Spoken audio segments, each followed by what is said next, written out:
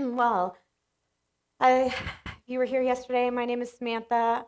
I work at Sleeman Breweries. I am their national risk and licensing specialist, and I have the honor today of moderating this panel. We're going to explore how regulatory and legal teams can collaborate effectively to navigate the complex landscape of compliance. In our ever-changing and ever-evolving regulatory environment, it is crucial for organizations to build robust strategies that not only address current challenges, but also anticipate future ones. Our discussion today will focus on what legal trends the panel of experts that I have here today with me are recognizing in food and beverage. Also, the anticipated regulatory changes that might come from those legal trends, and then how they have communicated in the past and what strategies they find to or have used to build rapport and foster communication within legal and regulatory teams, as well as your marketing, sales, and procurement teams. So I'm going to turn it over to these esteemed colleagues of mine here to introduce themselves. So Martin, why don't you start? Okay, my name is Martin Gravel. I've been with Camfil Cleaner Solutions for 18 years. Although I'm not a lawyer, I am married to one, so I'm qualified to speak, even though I haven't won an argument in 16 years. So my role here is to give you a little bit of color on the marketing side, relaying the messages of the regulatory compliance things and how it might impact the customer at the end of the day. Hi, my name is Shelly Kubik. I'm legal counsel at Kraft Heinz. I come from an insurance and litigation background, and then a couple of years ago I decided to switch into the food industry, so I joined Kraft Heinz. I primarily lead our litigation in Canada, and I assist people in performance, HR with labor and employment, and support our marketing team. Morning, everyone. My name is Sharon Seung. I'm the Chief Legal Officer for Pizza Hut Canada and for Pizza Hut France. So I don't know if we've got any French-speaking folks in the room. If not, hey, bonjour, bonjour, c'est un plaisir. So I joined Pizza Hut, it's been 3 years. And because it's a 100% franchise system, the biggest portion of what I look at is just franchise compliance and just managing and developing relationships with the franchisees. Before that, I was at Loblaws, and then before that, I was in private practice for about 9 years. So the common thread is probably food, and the love of food. I love to eat, which is probably a good thing. So great to be here. Thank you, everyone. All right, so our first question today is, what legal trends are you seeing in the United States and globally that you anticipate will have an impact on Canada's legal and regulatory framework? Shelly, do you want to? Yeah, sure. You want to I'll start? I think that we're doing pretty well in Canada for now. I think if I were to pinpoint one topic that I think is going to become more and more common here in Canada would be greenwashing claims. There's a lot going on in the environmental field. A lot of consumers are looking for, products that have packaging that is recyclable, that is compostable. There are litigations going on in the U.S., and I think it is going to gradually come into Canada. We do have a different regulatory framework, so there's always, I think the U.S. inspires class action claims in Canada, but there are differences, right? So one may work out in the US, it may not have merit here in Canada. So I'd say greenwashing claims for sure, one to watch out. Maybe one that is not in the very, very near future, but something to watch out for would be PFAS. There's a lot of developments going on in the regulatory landscape here. There's a lot of movement in the US as well.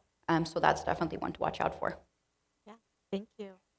I agree with everything that Shelly said. I would probably add packaging.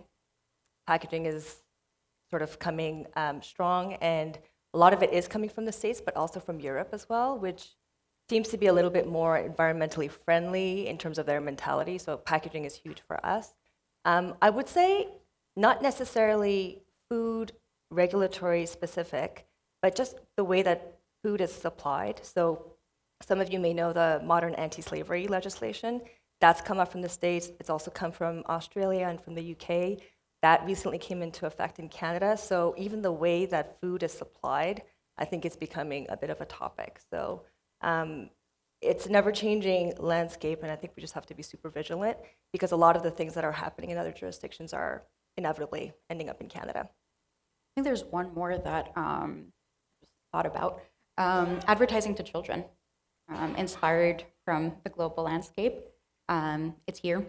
There's a lot of, I think there's uncertainty. I think there's uncertainty. Companies are not sure how to navigate that. That's definitely one that's going to affect every food company. I agree 100%. Martin, do you have any? Well, I think from a sales and product development area, where we are, we're seeing all of those things as well. And so we're having to adapt our products to meet environmental regulations, environmental product declarations. So we're already developing PFAS-free products as we speak now. So I think responsible companies are getting ahead of that curve. And sometimes new regulations means, well, where are we going to find the money to do that? I also see a growing trend in wanting to have some global harmonization, especially in the food industry for standards, because in too many areas, I think we have some gray areas or loose guidelines, I think. So that's coming too, and obviously with a group like this today, I think that the common thought here is that we want to try to do the right things to keep people safe and free from litigation, right? Exactly, that's always the goal. I again, from a brewery perspective, not as much of a food perspective as what you guys come from, we have the same kind of items that we're watching as well. So good to see that we're all kind of aligned. And I'm sure everyone in this room has heard of one or two or all of those matters. So we've heard of them. We recognize that changes potentially are coming, whether it's through regulations or just we're going to be encouraged to change our ways based off of consumer trends and what the consumer is wanting from us as manufacturers. So how do you communicate that to other departments within your organization? As it's not a regulation, it's technically not law, some of them yet, but how do you communicate that it is in the company's best interest to make investments in those areas, to keep watch and just plan for the future? I can take Should this one. Should I? Yeah, just to No, start, I if you can don't mind. just go ahead. Thank Go you. ahead, Martin. I think personally, there's many companies out there right now that have to have higher regulatory compliance in order to export to other countries, right? And I think that whatever the DNA of your company is, the integrity to speak your customer's language, because you're all out there trying to fight for brand loyalty, share of a person's wallet, and whatever you're into, your mission statement should be shared more than just, buy 6, get 5 free or whatever it is. I think there's something there that the quality brands stand behind those things, and they need to be marketed in a better way to connect with people. I think that's one aspect where you can kind of tie in regulation with marketing and sales and product development to kind of build brand and consumer confidence. What I would add is, and Shelly, you could probably attest to this, but the legal team is seen as a cost center in most businesses, right? It's sort of like, well, you guys just cost money. So it's all good to sort of point out risks and everything, but what's sort of the tangible benefit coming from that, right? And it's hard to say, well, it's all of the litigation that we're avoiding for the past however many years, or consumer complaints or whatever it is. So I do think that legal plays a really strong and pivotal role in the business, because we have the luxury and the privilege of sort of talking to different functional teams within the company and can sort of connect the dots. So if I'm thinking about a really, maybe a really sort of risky type ad that the marketing team is working on, they're presenting this and they're like, we think this is really great, it's really gonna hit the consumer's note perfectly, this is what the consumers are looking for. But you're wearing your legal hat and you're like, ooh, but can we back up this claim? What kind of research have we done on this? Is this really substantiated? Is this misleading? Are we going to get something from the Ad Standards Council? All of these questions come up. So what I have learned when you speak with the marketing team, and Martin, you can tell me if this is right, you tell them that is such an amazing idea, And, can we think about X, Y, and Z, right? So for me, sort of translating legal risk and compliance risk and regulatory risk, that eyes will sort of go blank, right? You need to translate it in a way that, how does this impact the business? If you can put a monetary value on it because there's a risk of a regulatory fine or a penalty, good. If there's case law, that's something that you can talk about. This has happened in another jurisdiction. It's happened to a company like ours very recently, and they went to court and it was a $5 million fine, whatever that might be, right? That is helpful evidence. But I find that at the bottom line, if you can translate it to how is it going to impact the business? Does this become a PR issue, right? There's no monetary penalty, but do we want to see ourselves in the newspaper saying, Pizza Hut sort of claiming X, Y, and Z, and the Competition Bureau is after them, right? So usually the PR risk is something that everyone wants to avoid, but really just breaking it down into sort of business terms, I think really, really helps. Yeah, I think those are great points. Marketing doesn't care about the regulatory specifics and all of those details. They might not understand it. I mean, sometimes I don't even understand it. That's why we have a regulatory and compliance team that they're experts on that. Marketing wants to hear yes. Well, actually, they want to hear yes. I was going to say no. They want to hear yes. And I think there were conversations yesterday. Is it no, but? Is it yes, and? Anecdote, I used to say no, but. And then I decided to switch my strategy a little bit and started saying yes. And these are all the things that you need to be able to show. So sure, you can make this claim. Are you able to show this? Are you able to show that? How do you explain that? Convince me and help me help you. And that's sort of the approach that we've taken. And I see I think there is a gap between the regulatory teams and marketing. Regulatory is always seen as no, legal is always seen as no. And we're often seen as not trying to, but sort of hindering, I think, a business and growth because, we want to comply and we want to abide by the law. And we can still do that, but we can work with our marketing teams. It's a very difficult task because we're navigating in the gray a lot of the time. And I think legal's role is ultimately bringing those two teams together, listening to compliance. Okay, I hear your risks. Marketing, what do you want to accomplish? How can we help you to get to that point while still being compliant? Can we change this language? Can we add a word here? Are we able to show that? So I think these are ways that we can communicate to the marketing team and include them, make them understand. And I've seen by using the yes, and here's everything you need to know and do and show me, it almost makes marketing get to that conclusion on their own without you having to say no. And it makes that collaboration way more effective. I think that's a fair point. It's kind of the story of my life at home, right? So my wife was also a litigation partner, and we call her the fun police at home, me and my kids. So it's the idea that, we want to be bold, we want to be daring, we want to get attention, we want to do something to make a product or a phenomenon go viral.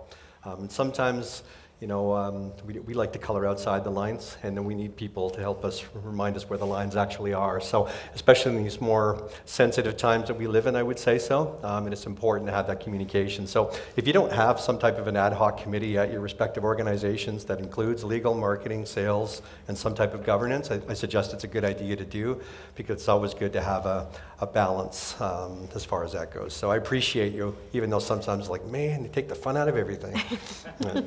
No, that's exactly what I was going to kind of transition into, is the fact that there are a lot of people in this room that wear many hats. Especially if you work for a smaller company, you might do both legal and regulatory, and sometimes quality as well. So staying on top of some of these legal trends is one thing, but then getting to the level of your marketing and sales team being able to communicate that effectively is another challenge in itself. So from a marketing kind of sales background, what have you found helpful? Is it PowerPoints? Is it email briefs? Is it actually getting in a room and having a brainstorming session? Is there anything that you found a little bit more effective? And I'll start with you, Martin, and if you both have taken any strategies as well, feel free to jump in. Yeah, that's a great question, because the world changed, right, in 2021. We all kind of have an adapted reality, and the way we work today is not the same as it used to be. So we've done a lot of things, and we're competing with the TikTok generation, and people with attention spans of 11 seconds, right? So I think there's just so much noise out there, and everything is targeted to appeal to your pocketbook effectively, right? So right now, especially this time of year, and you're going into these stores and you're hearing these great songs from your childhood and everything else, and I've got kids asking for MacBooks when I used to be happy with a G.I. Joe figure back in the day. So the world has changed that way. So I think we're doing a lot more video content. We're doing a lot more, we've been playing with AI actually, quite an impressive tool. So trying to connect again, to speak the customer's language, I think those are all things. So of course we've all had to learn to be on Zoom and Teams and all those wonderful things, but we do feel that there is a desire for people to want to reconnect in person. And so we're kind of going back to basics a little bit, trying to find that happy balance between what people like, but certainly more LinkedIn, right? That's a big tool in terms of reaching out professionally. The traditional PowerPoint has gotten a little bit boring, quite frankly. So we've actually found ways to turn them with more animations and more movie style kind of things to make it more dynamic, but it's really meant to try to keep someone's attention beyond, sort of the YouTube generation as far as that goes. So we are evolving all the time. But I think speaking your customer's language in whatever modern medium there is, that's important for marketing and sales. I think from my perspective, because things move so quickly, consumers' tastes change by the day. And I can tell you that for Pizza Hut, there's a lot of nostalgia around it, right? Like you remember the days of like going to a dine-in restaurant, you sit there, you've got the big cast iron skillet with the pizza sitting in it, you got your all-you-can-eat salad bar on the Sunday, like it's awesome. But people have forgotten that because obviously the dine-in restaurants have been transitioning away, right? But the newer generations don't know that. But they're still loving pizza. Like pizza is a huge, huge, huge food category. But how do you get them to choose us versus a Domino's or a Papa John's or a Pizza Pizza or whatnot, Pizza Nova? So because things change so quickly and the TikTok generation is a real thing, what I found super effective is very, very frequent touch points with the marketing team because they are working with the marketing agencies and these agencies are throwing all kinds of stuff at them, right? And sort of just trying to see like what sticks, what ball of spaghetti will stick on that wall.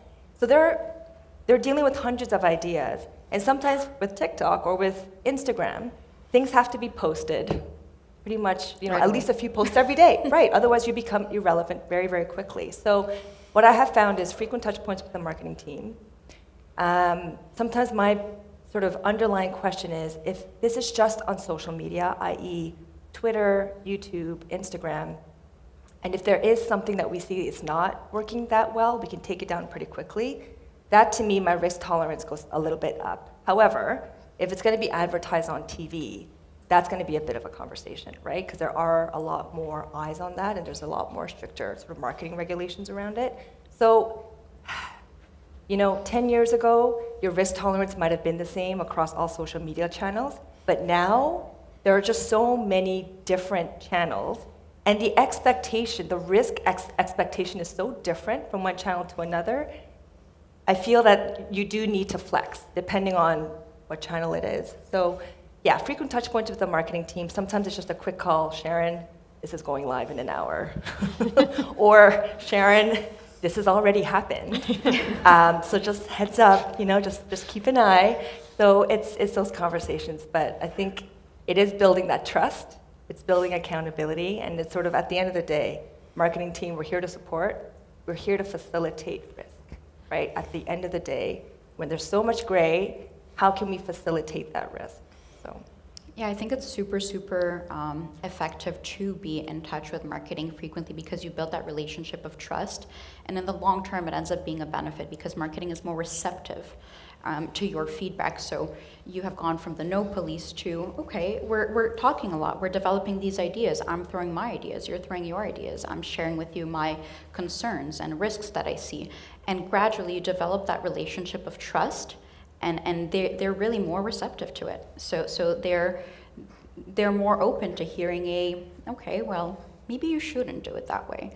And so the way that I like to do is be involved with marketing from the get-go. If you have an idea, of course, granted that we have the time to think of an idea, include me in the conversation. I'll let you know if I see some risks. Maybe you'll save a lot of time by not developing this idea because we've connected earlier on. And let's connect at the end.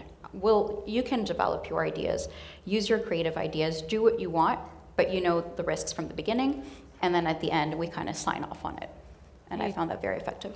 For sure, for sure. And if you're constantly in communication with your marketing team on various issues, when some of these new legal trends come up, you're able to bring them up early as well on the legal side. So it's not always marketing needs to bring things to us early. It's us also bringing those new legal and regulatory trends to them when we see fit. Again, like they said yesterday in some of the panels, don't do it too early because then everyone starts freaking out.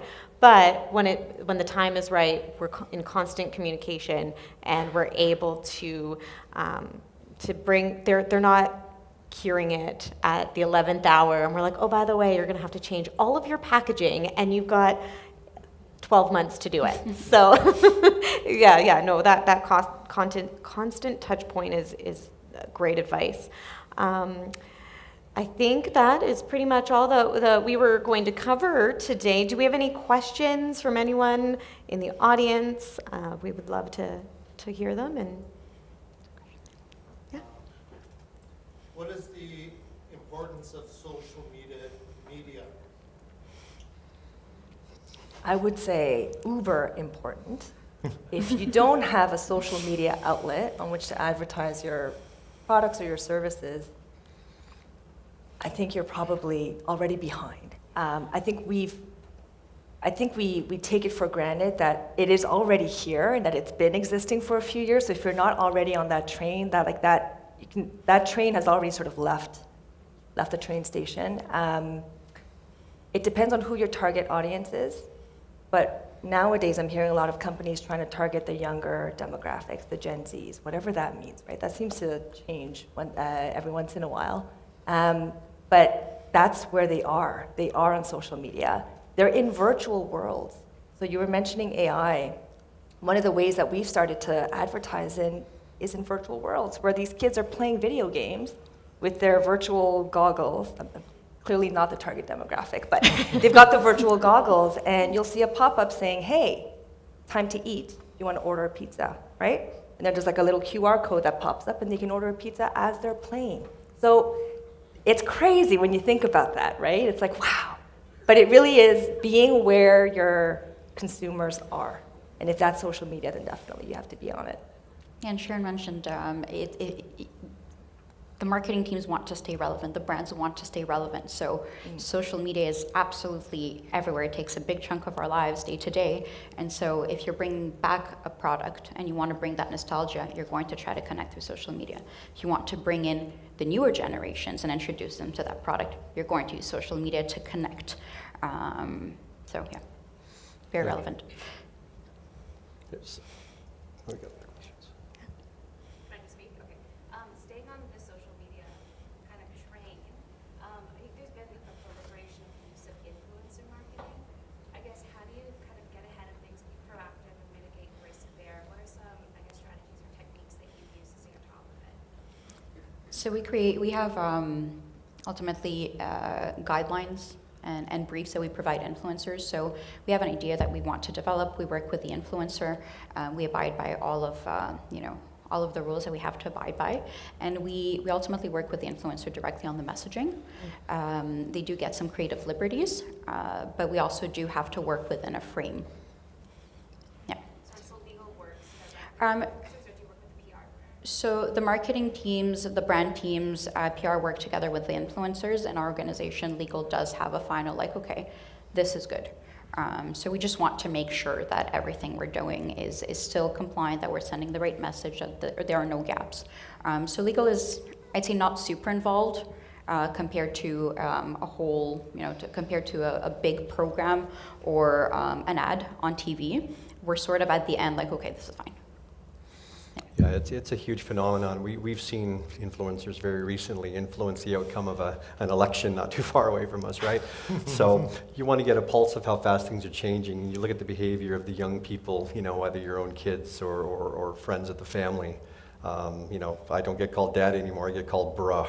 So it's like, the messaging maybe for Pizza Hut is a quick video, says, bruh, are you hungry? Pizza Hut, right? Yeah. So you have to kind of evolve as far as that goes. But the influencers, it's not without risk, because, if you've got a certain strong personality, these sponsors poll all the time if someone says the wrong thing on the wrong day and has to apologize. So I feel for a lot of you companies, quite frankly, because you've really got to take a bit of a gamble. So we're trying to develop, I guess, our own internal influencer in our industry. We've kind of married the sales world with marketing. We call it smarketing. It's a thing, you can look it up. But the idea is there also is a worry about brand burnout too. Now, the comfort brands that have been around for a long time, I think that's a different thing, right? I think you need to sort of stay hip, stay relevant, or stick to what you've always done. And the influencer thing was happening long before, because when I was a 17-year-old and I saw Cindy Crawford drinking a Pepsi, I drank nothing but Pepsi for a few months, right? So it works. It definitely works. And when people are watching YouTube videos, watching people play video games, that's so bizarre. And these influencers are selling out, Rogers Arena or the Rogers Center. It's bananas to me that these people just kind of come up with stuff, and they're selling more tickets than other legitimate musical groups or whatever, right? So it's completely changed. So if you're not in it, you're behind it for sure. Yeah. Great insights, thank you. All right. Sharon, you Yes. mentioned something about flex when it comes to social media. My question has to do with relative to claims or any sort of claims we have and social influencers. How do we switch the messaging after it's posted? You said you can quickly take it down. How do we as regulatory work and be comfortable with, your level of risk tolerance might be, we'll be panicking, there's everything, the building's burning, when we look at the influencers, like, oh no, she said that. How do we flex? How do we switch quickly enough that, or is there a case study where we can say, this is a scenario where it became a legal issue? That would be really helpful for us. Yeah. Because it's new to us in terms of the navigation and working in that comfortable zone, so we can say the yes and to the marketing team, because that's a real gray zone for us. It's a great question, and one that I think we're called to navigate every single day. Even depending on what the ad is, the risk tolerance might be different, right? So I'll give you an example, and I can talk about it because it went live last year. So you might remember, some of you driving by the DVP, there's like these big billboards, right, by the soccer field. And I remember it was around American Thanksgiving. Someone called Taylor Swift going out with someone called Travis Kelce. And I think an American reporter asked Travis something like, oh, what are you going to be doing over Thanksgiving? And he said, oh, unfortunately, I won't be hanging out with Taylor, but at least I'll have my bucket of KFC, right? So I dealt with this last year because I was covering as CLO for KFC Canada at the time. And I remember that evening, like the chief brand officer at the time called me and said, Sharon, I just need to run something by you. I just want your quick thoughts, yeah? I'm like, okay, yeah, what's up? She said, well, what happens if we put up on a billboard, big bucket of KFC, karma is. Big bucket of KFC, right? And I'm like, wow, that's pretty bold. That's pretty bold. Like, why are we doing this? And she said, well, you saw these newspaper articles about Travis and talking about KFC, and that we think this is like a really good opportunity to hit the younger demographic because it's so relevant, but we need to get on it quick. I said, well, there's a lot of risk, right? Because those two words are so distinctive. I don't know if Taylor Swift was the sole author of that song. There may be other copyright authors over that song. It's wrought with risk. And she said, okay. And I said, okay, well, have you done it? She said, no, Sharon, no. I said, and I asked again, I said, you've done this? And she said, yeah, actually, yeah. It's going up in about an hour, right? So it's exactly that kind of scenario, right? So then you think to yourself, okay, it's gonna go up. We've already worked on this. It's going up, right? It's going up in an hour. What is the risk? So you think quickly and you think to yourself, okay, Taylor Swift is probably not going to be in Toronto. Maybe her PR agencies are not driving around the DVP. They're not going to see this. It's just going to be Torontonians. It is relevant. It is cool. People are going to get it. But I told the marketing director at the time, how soon can we take it down, right? If you're going to have it up, make sure that it's just a short period of time. If something happens, if I get an email or something, we need to be able to take it down like within 24 hours. And she's like, I can commit to doing that. And so we did it, and knock on wood, it was fine, right? Went up, came down, had the hit that it needed to have. But it's one of those things where sometimes it has already happened, or it's happening in like the next hour, and you just need to sort of, okay, what's the risk? What's the risk? And for me, it wasn't sort of fire is burning, the whole building's crashing down. To me, it wasn't that. It was like, ooh, it's a little risky, but if we can commit to putting it down, if someone made a complaint, if I got a call from Taylor's, PR agency, which by the way, I'd be super like, ooh, right? That'd be kind of cool. That's kind of how I weighed the risks at that point in time. Does that help? Yeah, no, that's very clear. I mean, for me, it's about at what point, and I like the way you position it as the and piece. Can you take it down quickly? To me, that is really relevant, because at what point can you react, and before it becomes a litigation issue or you get a lawsuit. That's the piece, and especially when you tell an influencer, you meet with them, you supported the language, and they remove one or two words, and those one or two words takes it to a whole new level. Yeah. And so thank you. That's clear. Excellent. We do have an online question. So the question is the U.S. still considered a more litigious place compared to Canada? If so, why is it the case, and could Canada potentially become as litigious as the U.S.? So I'm going to start with you, Shelly, on this one. I do think the U.S. is more litigious than Canada.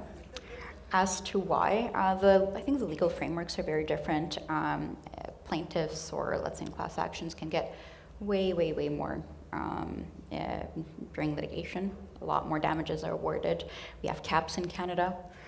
So I think it's a counsel leading a class action lawsuit in the U.S. is going to get a lot more dollars than in Canada. The certification processes are different, so just the legal, the way that our processes work are very, very different. And like I said, the regulatory framework in the U.S. and in Canada is very different. So something might be defined in such a way in the U.S. that is completely different in Canada, and it just won't apply to Canada.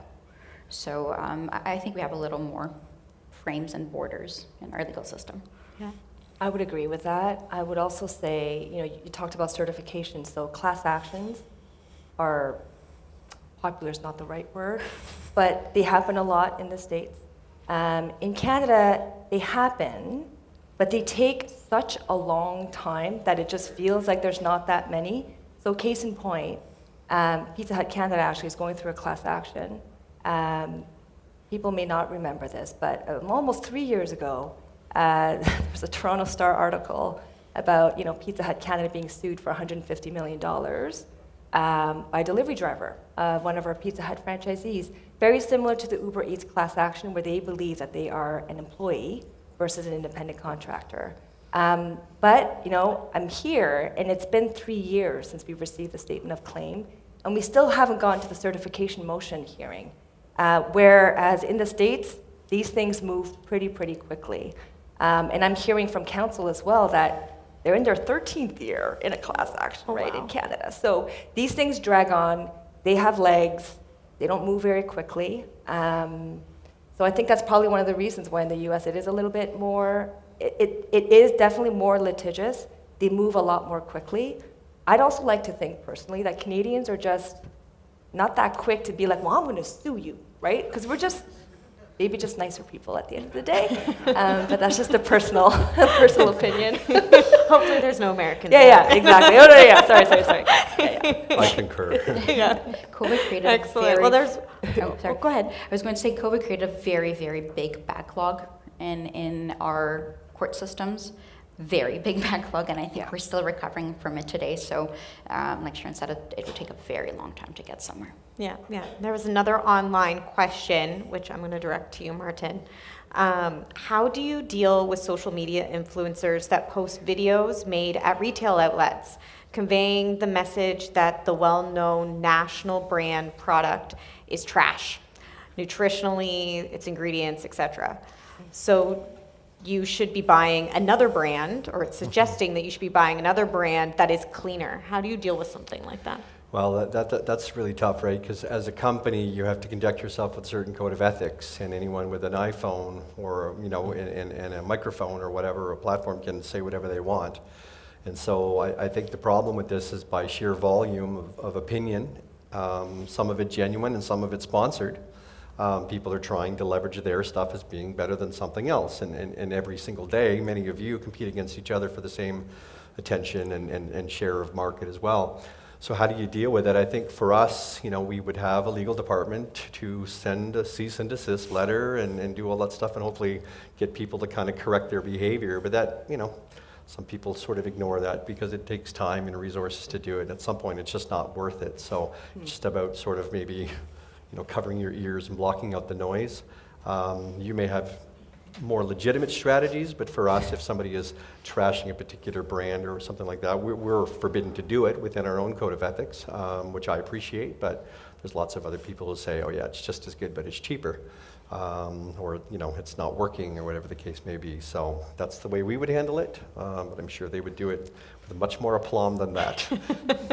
Shelly, do you want to go first? Yeah, I mean, a cease and desist letter is, of course, one way to go about it. The one thing to be mindful of is you want to be careful about how you send it, and you always want to be respectful because, especially for a big company, you don't want to end up in a situation where it's David versus Goliath. And there was a case in, I believe, out of Quebec. I don't remember if it was, I think it was cookies. I don't recall exactly. And there was a very local little bakery in a small town. They were making something, some cookies that were similar to a big brand. And they got a cease and desist letter, and it was a very ugly cease and desist letter. And it went in the news, and it was horrible, and it affected the image of the brand. That's not what you want to do. You want to be respectful in the way that you're doing it. Yeah, social media channels, it's wonderful because people have freedom of speech, and they can say pretty much anything they want, right? And so let's say we launch a product and then we do see maybe 1 or 2 comments on an Instagram post. This is garbage. Pan pizza, disgusting. It's got 5,000 calories. They're not disclosing it, blah, blah, blah, blah, blah, blah, blah. I think there's a few things. We usually have a PR agency monitoring those social media posts. And if it becomes enough of a nucleus, then it'll be flagged to the brand. And then they'll loop me in and say, what should we do about this? And then we have a discussion. And one of the discussions is the juice worth the squeeze in terms of actually sending a CND or actually commenting back and responding to it? Because sometimes actually responding to a post like that gives it more air and gives it more of a nucleus it takes on its own life form. From my experience, if you leave it alone, it goes away. Again, because social media moves so quickly, your today news is already yesterday news by the end of today. So that's kind of what you're hoping, that things move so quickly that people forget, and they do. That's the sad part, people do. So it's just navigating these and just sort of, again, trying to realize, okay, like, is this going to become this horrific fiery dragon that we can't put out, or we give it some time and it'll go away on its own. I love that David and Goliath Yeah. kind of framework because it's so true. You have to be very careful, and sometimes you gain a lot more traction by actually collaborating or working with that company to try and advance them. And that you scratch my back, I'll scratch your back, and they might be able to change that PR for you just in their own social media and following. Sorry, Martin, I cut you off. Yeah, no, it's no problem. I was just going to say, I mean, if anybody's a fan of the Toronto Maple Leafs, the Montreal Canadiens fans have been saying they've been trash for a long time, right? And vice versa. So at some point, you just tune it out and you have to kind of coexist. So it's not that different. You're appealing to something that's pretty subjective, right? It's people's tastes. Some people may love your product, and other people may like it less, and they prefer something else. So when you're appealing to someone's taste, you have to have the haters with the likers as well, and you sort of have to kind of coexist in that space. So just wanted to add that. Yeah, excellent.